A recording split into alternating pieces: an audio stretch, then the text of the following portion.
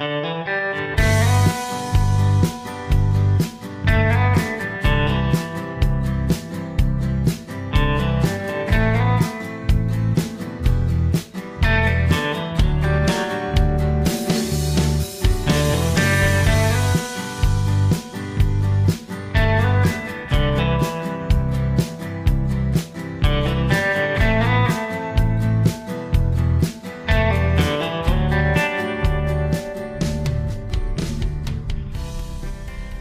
mga paps, andito nga po tayo ngayon sa may Karsadang Bago mga paps, no, palabas ng Nia Road pa Kawit, Cavite, no.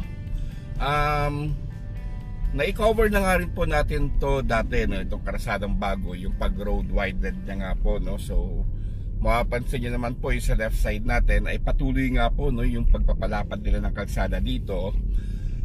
Dire-diretso na nga po yan hanggang Malagasang, no, Dasma bound. So medyo masalimuot nga po ang traffic doon ngayon dahil nga po may mga heavy equipment na naka balandra dahil nga po sa paglalagay nitong box culvert, no, sa pagpapalapat ng kalsada.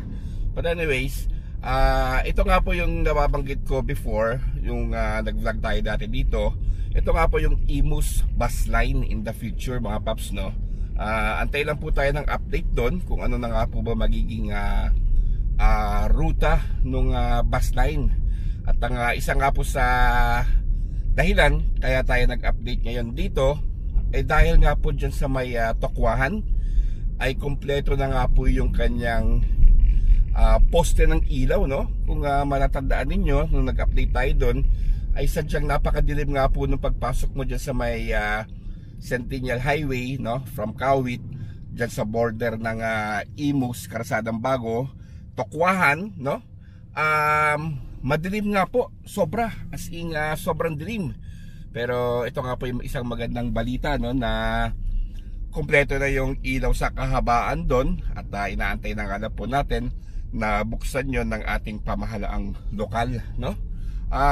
Dito po makikita ninyo, no, ang mga developments ay unti-unti na nga rin pong nag-uusbungan. In fact, meron nga pong ginagawa dyan sa gawing kanan na isang gasolinahan, no. Anong gasolinahan ba to?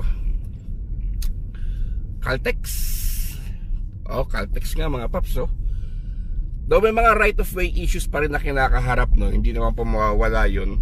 At nothing to worry kasi yan naman po siguro ang isa sa mga prioridad ng ating lokal na pamahalaan para ma-acquire nga at ma-continuous na nga po yung pag-widen.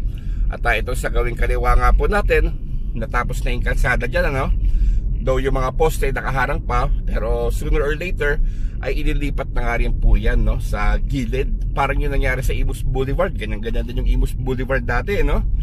May mga posteng nakahamba lang pero di naglaon ay nailipat din. Aside from that mga paps, meron dito yata yung gusali dito. Though hindi ko lang po sure kung anong gusali ito, yung sa gawing kanan natin mga paps, oh. Ito, malaki-laki rin siya mga paps, oh. Atin nga pong subukan natin baka makakuha tayo ng info kung ano nga bang tiyatayo dito mga papi. Boss, pwede magtanong? Ano bang ginagawa dyan, sir? Dito. Aywan po, parang Star Mall po baga o hindi maintindihan? Pero parang mall siya. Ganun ba? Sige, salamat po. Ayun, so parang isang wall pala siya mga paps, ha. Wala kasi nakasulat dito sa kanilang ano oh. Itong building permit. Ano ba to?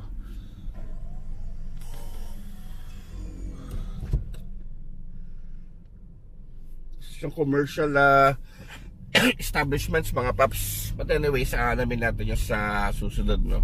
Siguro iwari ko parang ano yan, yung mga harvester, no, baka, maaari. So approaching na nga po tayo dito palabas ng tawag dito Kawit, Cavite, no, Centennial Highway. At dito na nga po nagsimula mga paps, no, yung sinasabi ko sa inyong ilaw sa kahabaan nga po nitong Karsadang Bago, Tokwahan. Para sa karamihan nga po itawag dito ay Tokwahan, no. Dito maraming nag-eehersisyo dito mga paps pag umaga. Paghapon maraming gumagamit ng lugar na to, no? Meron mga sasakyan dyan na nagbebenta ng coffee. Maganda po ang environment dito mga paps. So ayan mga paps, so pansinin niyo, naka-ready na yung mga ilaw eh. So left and right side meron na po yan mga paps, no?